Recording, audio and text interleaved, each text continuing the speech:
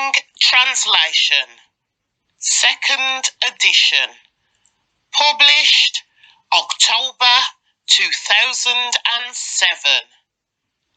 Lamentations, chapter 1. Sorrow in Jerusalem. Jerusalem, once so full of people, is now deserted. She who was once great among the nations now sits alone like a widow. Once the queen of all the earth, she is now a slave. She sobs through the night, tears stream down her cheeks. Among all her lovers, there is no one left to comfort her. All her friends have betrayed her and become her enemies. Judah has been led away into captivity, oppressed with cruel slavery. She lives among foreign nations and has no place of rest. Her enemies have chased her down, and she has nowhere to run.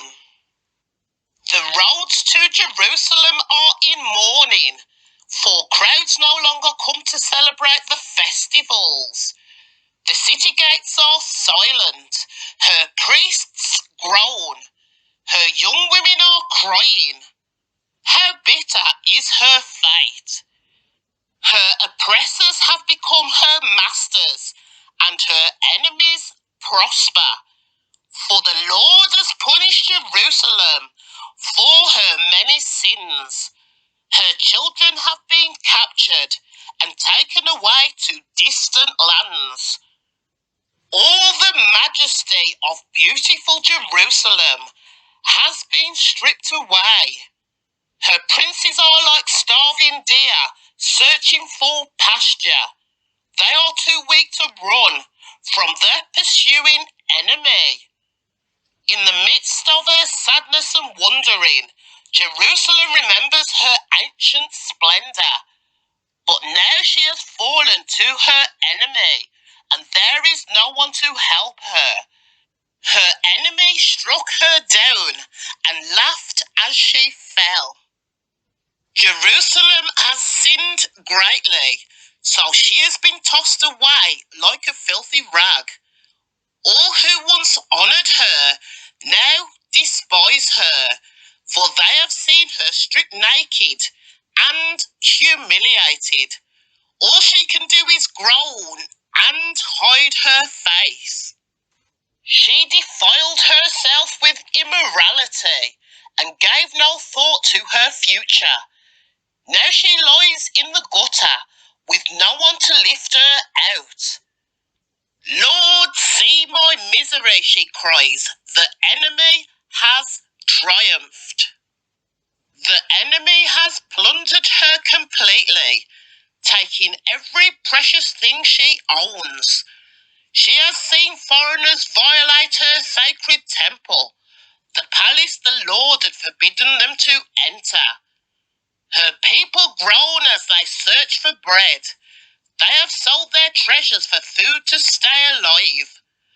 Oh, Lord, look, she moans, and see how I am despised. Does it mean nothing to you, all you who pass by? Look around and see if there is any suffering like mine, which the Lord brought on me when he erupted in fierce anger. He has sent fire from heaven that burns in my bones. He has placed a trap in my path and turned me back. He has left me devastated, racked with sickness all day long. He wove my sins into ropes to hitch me to a yoke of captivity. The Lord sapped my strength and turned me over to my enemies. I am helpless in their hands. The Lord has treated my mighty men with contempt. At his command, a great army has come to crush my young warriors. The Lord has trampled his beloved city like grapes are trampled in a winepress. For all these things I weep, tears flow down my cheeks. No one is here to comfort me. Anyone who might encourage me are far away. My children have no future, for the enemy has conquered us. Jerusalem reaches out for help, but no one comforts her. Regarding his people Israel, the Lord has said, let their neighbours be their enemies. Let them be thrown away like a filthy rag. The Lord is right, Jerusalem says, for I rebelled against him. Listen, people everywhere, look upon my anguish and despair. For my sons and daughters have been taken captive to distant lands. I begged my allies for help, but they betrayed me. My priests and leaders starved to death in the city, even as they searched for food to save their lives. Lord, see my anguish. My heart is broken, and my soul despairs. For I have rebelled against you. In the streets the sword kills, and at home there is only death. Others heard my groans, but no one turned to comfort me. When my enemies heard about my troubles, they were happy to see what you had done. Oh, bring the day you promised, when they will suffer as I suffered. Look at all their evil deeds, Lord. Punish them as you have punished me for all my sins. My groans are many, and I am sick at heart. Chapter 2. God's anger at sin.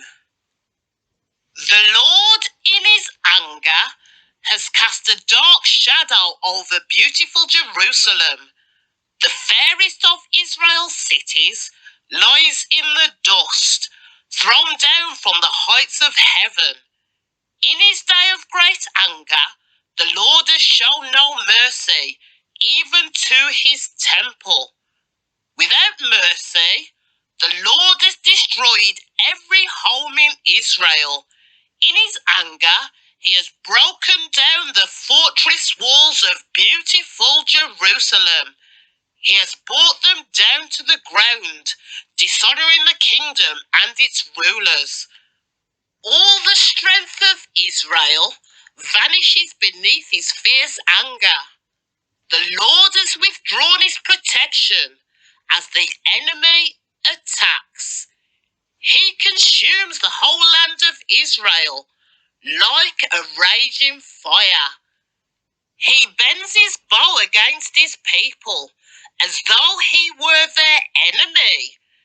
His strength is used against them to kill their finest youth. His fury is poured out like a fire on beautiful Jerusalem. Yes, the Lord has vanquished Israel like an enemy. He has destroyed her palaces and demolished her fortresses.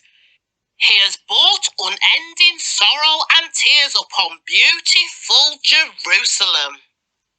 He has broken down his temple as though it were merely a garden shelter. The Lord has blotted out all memory of the holy festivals and Sabbath days.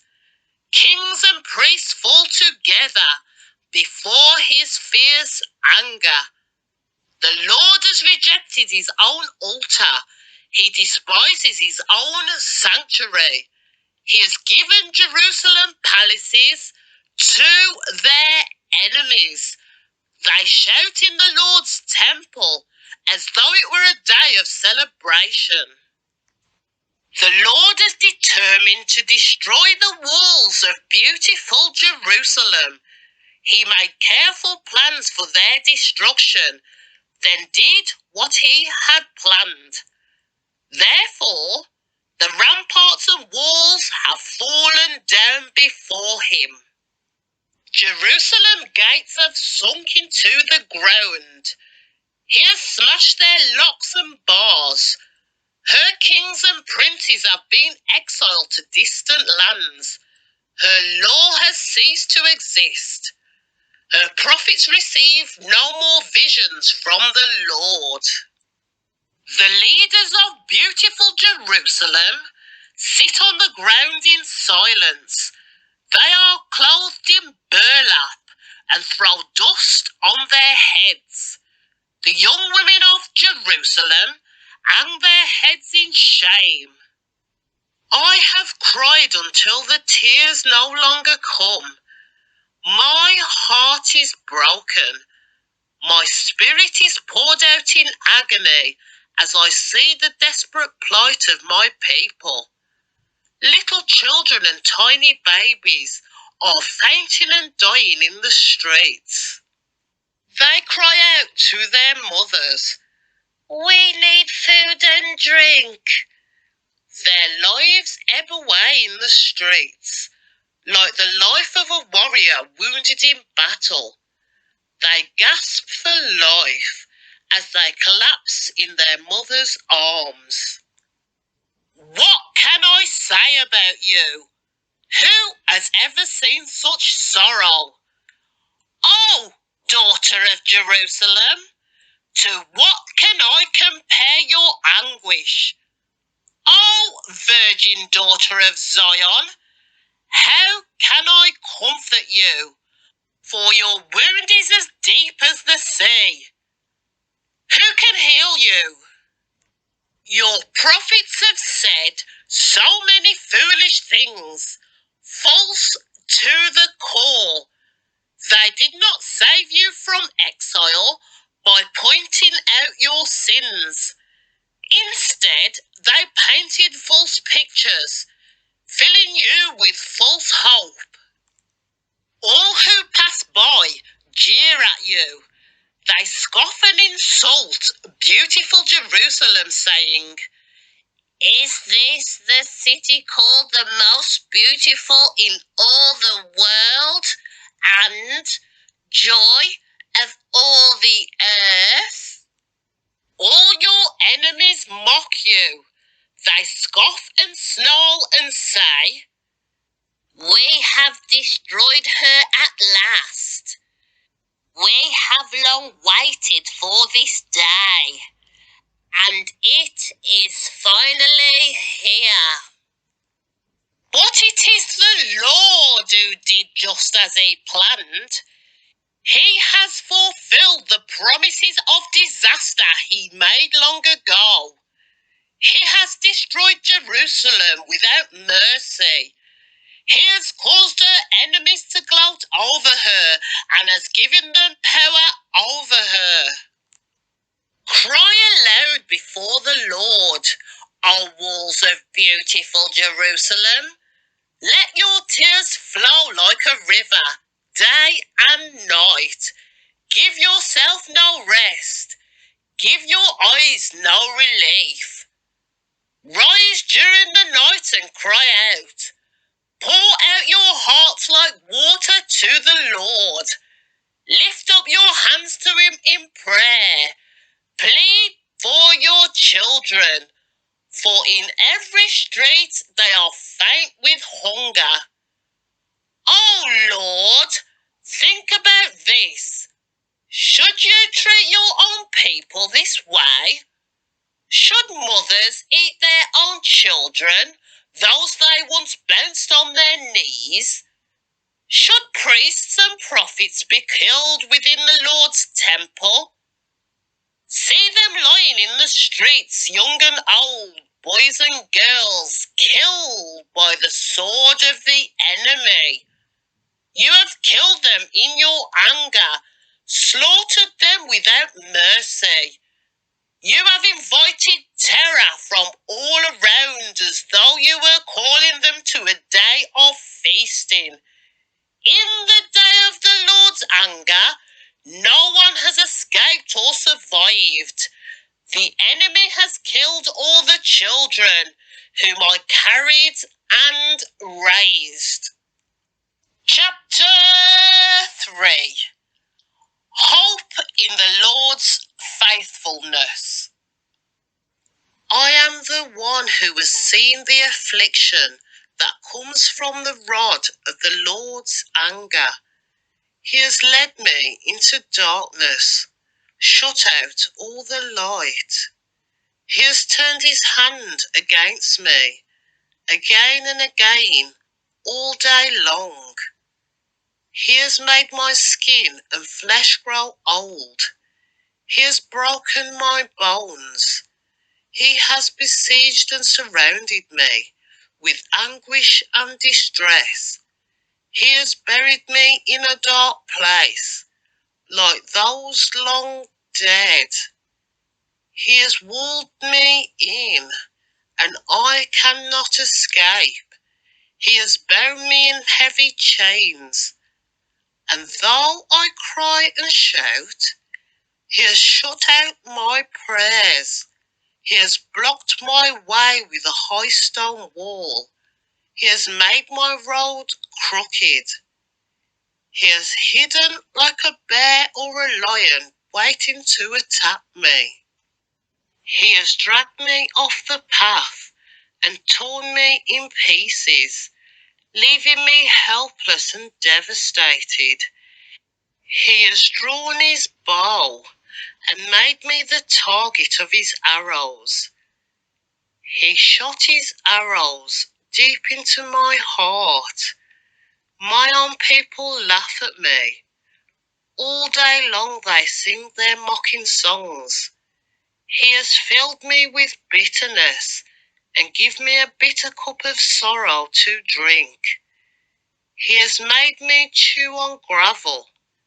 He has rolled me in the dust. Peace has been stripped away, and I have forgotten what prosperity is. I cry out, my splendour is gone. Everything I had hoped for from the Lord is lost. The thought of my suffering and homelessness is bitter beyond words. I will never forget the awful time as I grieve over my loss. Yet I still dare to hope when I remember this. The faithful love of the Lord never ends. His mercy never ceases. Great is his faithfulness. His mercy begins afresh each morning. I say to myself, the Lord is my inheritance. Therefore, I will hope in him. The Lord is good to those who depend on him, to those who search for him. So it is good to wait quietly for salvation from the Lord. And it is good for people to submit at an early age to the yoke of his discipline. Let them sit alone in silence beneath the Lord's demands. Let them lie face down in the dust, for there may be hope at last. Let them turn the other cheek to those who strike them and accept the insults of their enemies. For no one is abandoned by the Lord forever. Though he brings grief, he also shows compassion because of the greatness of his unfailing love. For he does not enjoy hurting people or causing them sorrow. If people crush underfoot all the prisoners of the land, if they deprive others of their rights, in defiance of the Most High? If they twist justice in the courts, doesn't the Lord see all these things? Who can command things to happen without the Lord's permission? Does not the Most High send both calamity and good? Then why should we mere humans complain when we are punished for our sins? Instead, let us test and examine our ways. Let us turn back to the Lord. Let us lift our hearts and hands to God in heaven and say, we have sinned and rebelled, and you have not forgiven us. You have engulfed us with your anger, chased us down, and slaughtered us without mercy. You have hidden yourself in a cloud, so our prayers cannot reach you.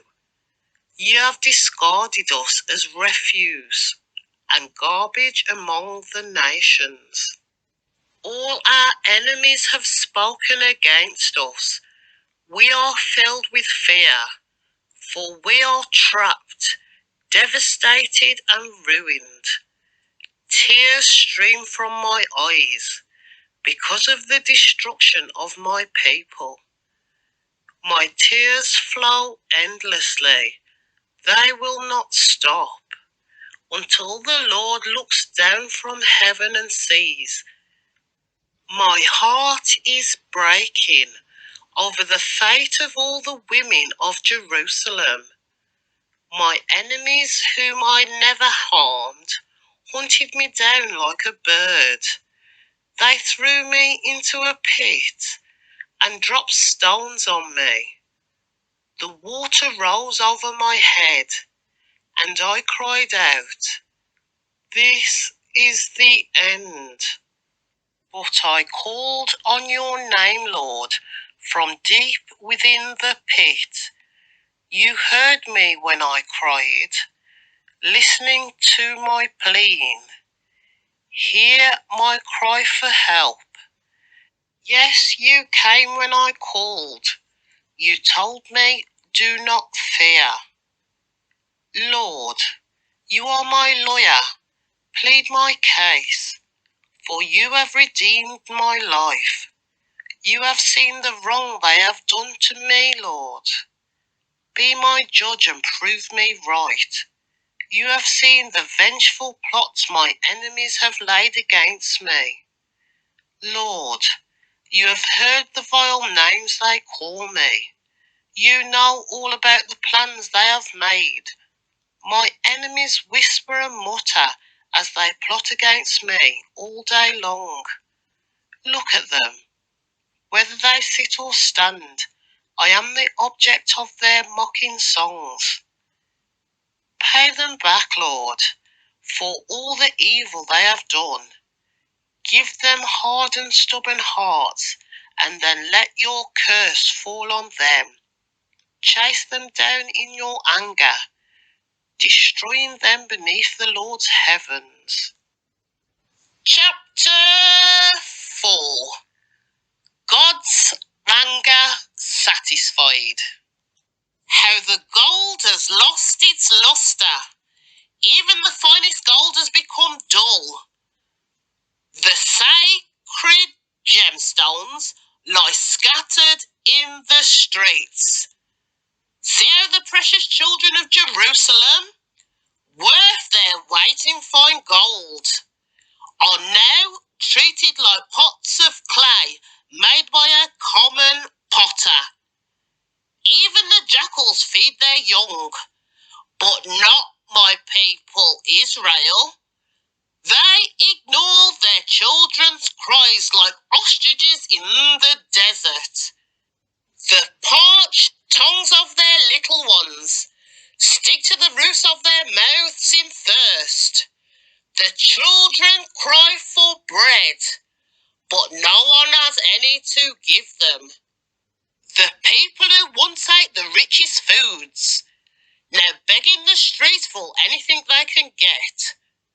Those who once wore the finest clothes now search the garbage dumps for food.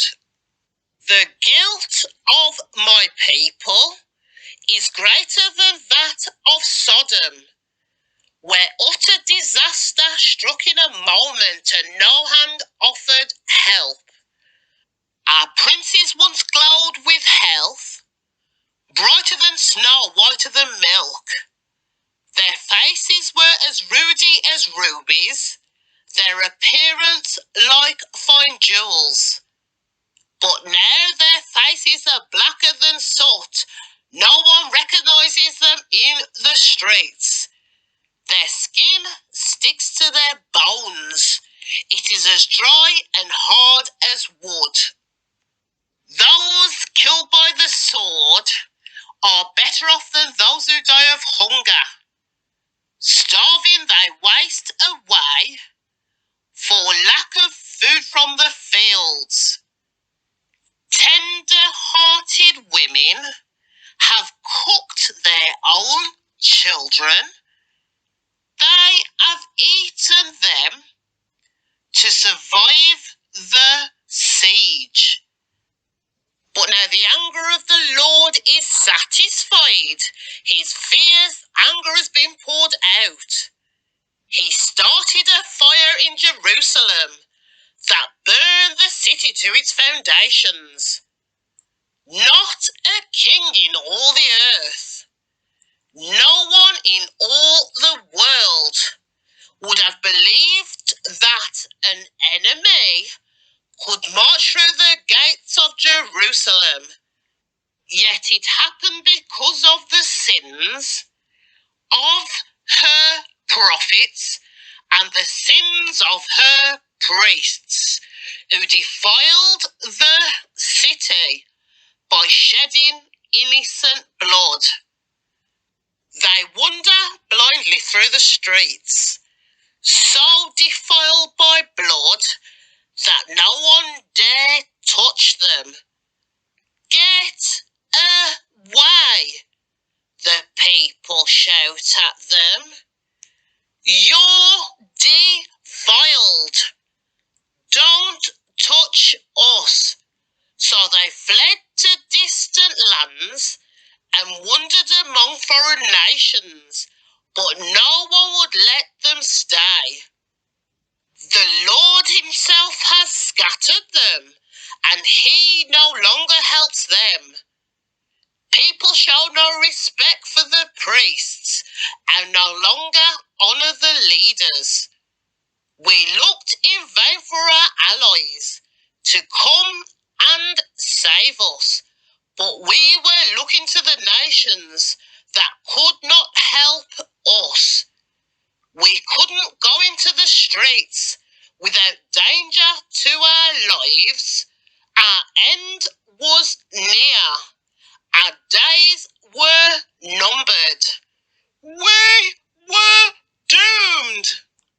Our enemies were swifter than eagles in flight. If we fled to the mountains, they found us. If we hide in the wilderness, they were waiting for us there. Our King, the Lord's anointed, the very life of our nation, was caught in their snares. We had thought that his shadow would protect us against any nation on earth. Are you rejoicing in the land of Uz, O people of Edom? But you too must drink from the cup of the Lord's anger. You too will be stripped naked in your drunkenness. Oh, beautiful Jerusalem, your punishment will end. You will soon return from exile. But, Edom, your punishment is just beginning. Soon your many sins will be exposed. Chapter 5. generation. Lord, remember what happened to us. See how we have been disgraced. Our inheritance has been turned over to strangers, our homes to foreigners. We are orphaned and fatherless. Our mothers are widowed. We have to pay for water to drink, and even firewood is expensive.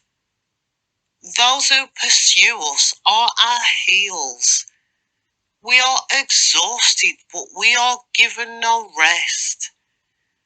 We submit to Egypt and Assyria to get enough food to survive. Our ancestors sinned, but they have died, and we are suffering the punishment they deserved. We hunt for food at the risk of our lives, for violence rules the countryside. The famine has blackened our skin, as though baked in an oven. Our enemies rape the women in Jerusalem, and the young girls in all the towns of Judah. Our princes are being hanged by their thumbs, and our elders treated with contempt.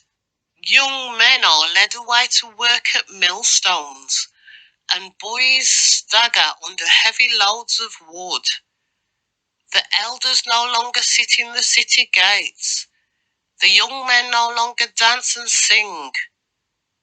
Joy has left our hearts. Our dancing has turned to mourning. The garlands have fallen from our heads. Weep for us, for we have sinned. Our hearts are sick and weary, and our eyes glow dim with tears. For Jerusalem is empty and desolate, a place haunted by jackals. But Lord, you remain the same forever. Your throne continues from generation to generation. Why do you continue to forget about us? Why have you abandoned us for so long? Restore us, O Lord, and bring us back to you again. Give us back the joys we once had. Or have you utterly rejected us? Are you angry with us still?